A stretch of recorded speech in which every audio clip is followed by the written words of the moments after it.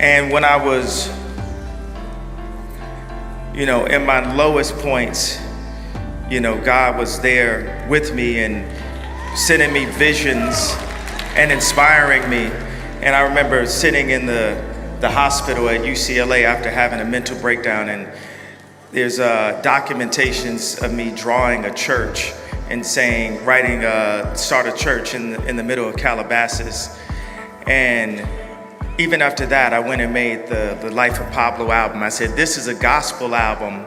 And I didn't know how to totally make a gospel album. And the Christians that were around were too, I would say, beaten into submission by society to not speak up and profess the gospel to me, because I was a superstar. So, but the only superstar is Jesus.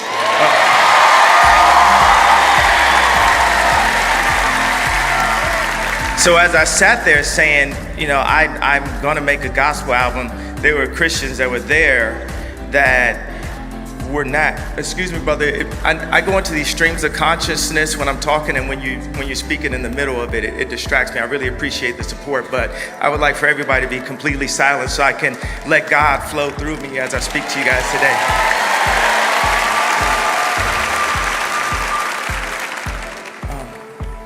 So in the studio, and this studio, it's going to compare to places that you're in life where people tell you to quiet your voice and not talk about Jesus, so loud. But everything else is so loud around us. When I'm in California, when I'm in Vegas, they got posters up advertising, sex trafficking.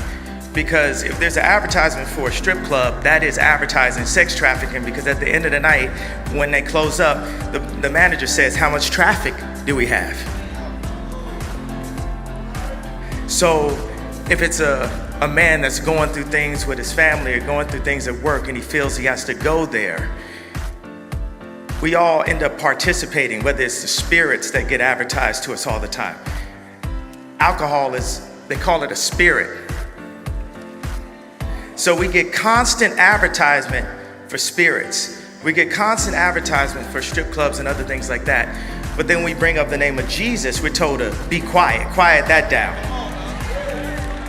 So even for someone who's professing God and saying, this is gonna be a gospel album, the devil's gonna come and do everything he can to distract people from knowing how to fully be in service to the Lord. And all of that arrogance and confidence and cockiness that y'all seen me use before, God is now using for him.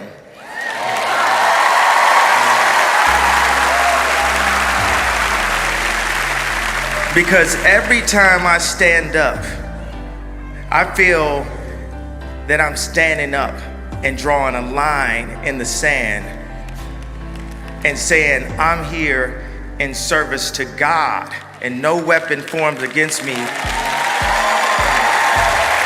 shall prosper. That's so good, Kanye. Kanye, maybe one of the most powerful, I've heard a lot of your interviews, but maybe can you speak into, you said you used to worship the God of fame and the God of some of those things, and that didn't fulfill you. Can you talk a little bit about that? Yes, because it's presented to us on TV. There's a rumor I heard where someone has sat down with Sammy Davis Jr., and this is no, knock to his family, but I want to use a specific name that we know of because it's a celebrity name. We have these icons, we use it. And he leaned in and said, Satan is as powerful as God.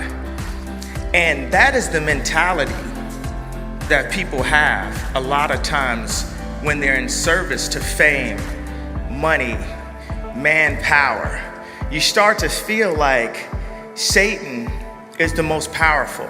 And you start to feel like if you service God, that in life, it means you will not prosper.